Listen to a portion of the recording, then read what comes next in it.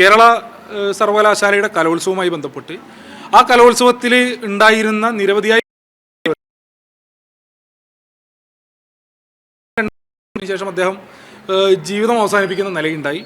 അങ്ങേയറ്റം ഖേദകരമായിട്ടുള്ള സംഭവമാണ്. അതിനകത്ത് ഒരു തർക്കവുമില്ല. അദ്ദേഹത്തിൻ്റെ വിയോഗത്തിലുള്ള ഞങ്ങളുടെ എല്ലാ വിഷമവും ഞങ്ങൾ അറിയിക്കുകയാണ്.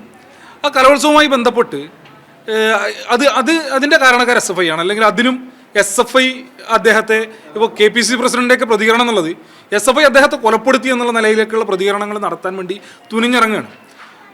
ഈ കലോത്സവവുമായി ബന്ധപ്പെട്ടുണ്ടായത് അവിടെ മാർഗംകളിയുമായി ബന്ധപ്പെട്ട് ഇദ്ദേഹം മാർഗംകളിയിലെ ജഡ്ജായിരുന്നു.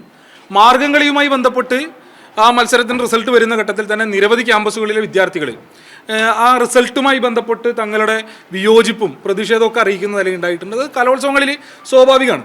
കലോത്സവങ്ങളിൽ റിസൾട്ടുമായി ബന്ധപ്പെട്ട് പല ക്യാമ്പസുകൾ ഇപ്പോൾ ക്യാമ്പസുകളുടേതായ വികാരം ഉണ്ടാവും, അല്ലെങ്കിൽ ചിലപ്പോൾ റിസൾട്ടിനകത്ത് അപാകത ഉണ്ടായതിൻ്റെ ഭാഗമായിട്ടായിരിക്കാം.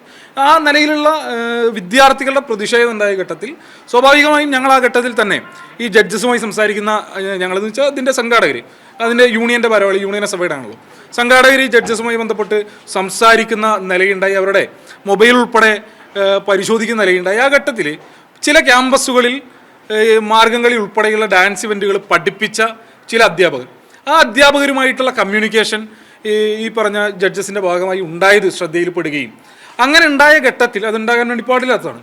ആ ഘട്ടത്തിൽ തന്നെ സംഘാടകർ, യൂണിവേഴ്സിറ്റി യൂണിയൻ്റെ ഭാരവാഹികൾ പോലീസിനെ അറിയിക്കുകയും വിജിലൻസ് ഉൾപ്പെടെയുള്ള സംവിധാനങ്ങളെ അറിയിക്കുകയും അവർ ആ സർവകലാശാല കലോത്സവം നടക്കുന്ന പരിസരത്തേക്ക് എത്തുകയും ഈ ആളുകളെ അവിടെ നിന്ന് കൂട്ടിക്കൊണ്ടുപോയി അറസ്റ്റ് ചെയ്ത് കൊണ്ടുപോവുകയും അതിൻ്റെ തുടർച്ചയിൽ അവരോട് വിജിലൻസിന് മുൻപിൽ ഉൾപ്പെടെ ഹാജരാക്കാൻ വേണ്ടി പറഞ്ഞിട്ടുണ്ട് എന്നുള്ള വാർത്തകളൊക്കെ നിങ്ങൾ ഉൾപ്പെടെ കൊടുത്തിട്ടുണ്ട്.